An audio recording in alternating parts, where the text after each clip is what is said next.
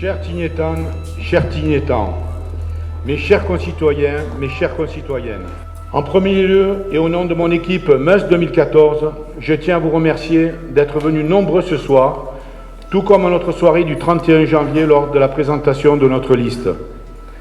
C'est un signe fort de votre soutien à notre équipe. Nous avons voulu, pour cette réunion, faire un rappel de notre bilan et de notre programme, qui a été élaboré et présenté aux Tignétans dans différentes réunions de quartier. En ce qui concerne notre bilan, nous avons un bilan très positif. J'y reviendrai dessus dans quelques instants. Pour la partie programme, c'est un programme de 10 engagements. Nous l'avons élaboré selon une méthode de travail axée sur la concertation. Il est le fruit d'un travail de terrain, d'écoute et d'échange. Par le biais de l'association Le MUST, le mouvement d'union au service des Tignétans, la parole des Tignétans a été recueillie dans tous les domaines de la vie de notre commune. Depuis novembre 2013, une fois recueillies vos attentes, nous avons mis en place des groupes de travail composés des membres de l'équipe de Meuse 2014. Nous avons œuvré sur 10 axes qui vont de la fiscalité et de la gestion financière à la promotion de la culture et du tourisme, en passant par la sécurité des biens et des personnes ou bien de la vie associative. Ce sont ces 10 axes sur lesquels nous avons travaillé qui constituent le socle de nos 10 engagements riches d'avenir pour notre commune.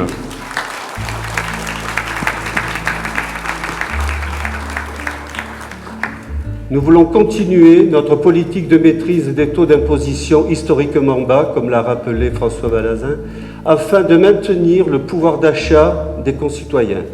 Continuer à rechercher toutes les possibilités de subventions. Bien sûr, là aussi, l'État risque, comme on dit, de réduire la voilure au niveau des subventions, mais nous essaierons, nous ferons tout ce qui est nécessaire pour bien ficeler les dossiers, pour obtenir de l'État, de la région, du Conseil général, le maximum de subventions. Bien évidemment, tous ces projets, le réaménagement de l'entrée de ville et le logement social vont s'étaler dans le temps et seront menés en concertation avec les acteurs économiques et la population concernée. Dans le plus grand respect, ça je le précise, nous y tenons, des droits et des biens des particuliers, mais dans l'intérêt général. Mesdames, bonjour messieurs. Donc nous allons parler de l'école.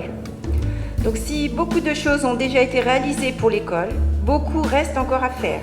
L'école restera donc une priorité de notre action. Nous mettrons en place un calendrier de travaux. Nous agrandirons et moderniserons la cantine scolaire pour accueillir tous les enfants de primaire et de maternelle. Tous les parents dont les enfants sont inscrits à l'école pourront mettre leurs enfants à la cantine.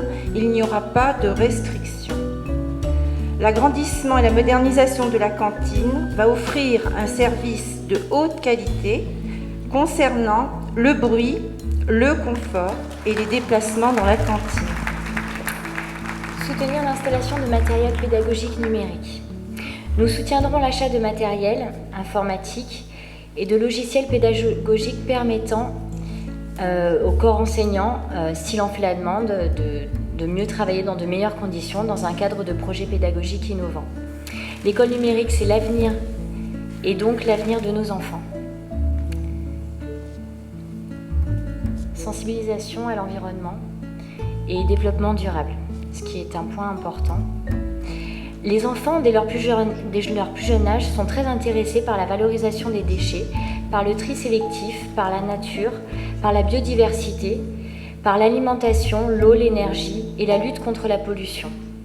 Nous soutiendrons donc toutes les activités de sensibilisation à l'environnement et au développement durable.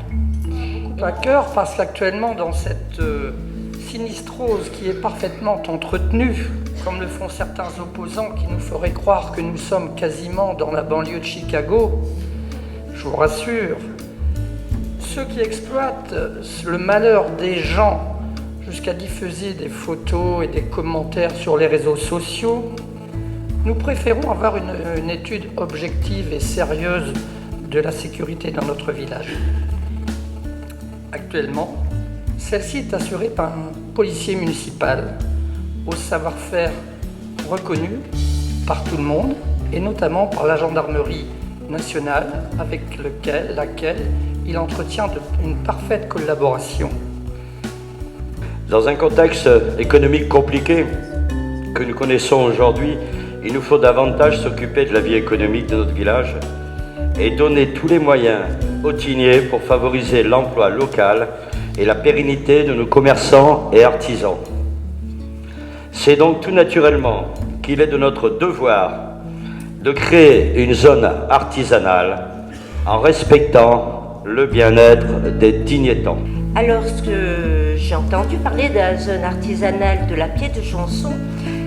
Je me suis posé les mêmes questions que vous, c'est-à-dire à qui est destinée la zone artisanale? Eh bien, elle est prioritairement destinée aux artisans et aux commerçants qui sont demandeurs et qui sont du Tigné. Donc, je vais vous parler tout d'abord de la promotion du tourisme. Donc, ma priorité sera la création d'un point infotourisme. Parallèlement, je travaillerai sur la réalisation de plusieurs brochures touristiques ayant pour but de promouvoir les gîtes et les chambres d'hôtes qui sont déjà assez nombreux sur la commune, donc pouvoir les aider à la découverte, aider la découverte de notre beau village à travers ces chambres d'hôtes.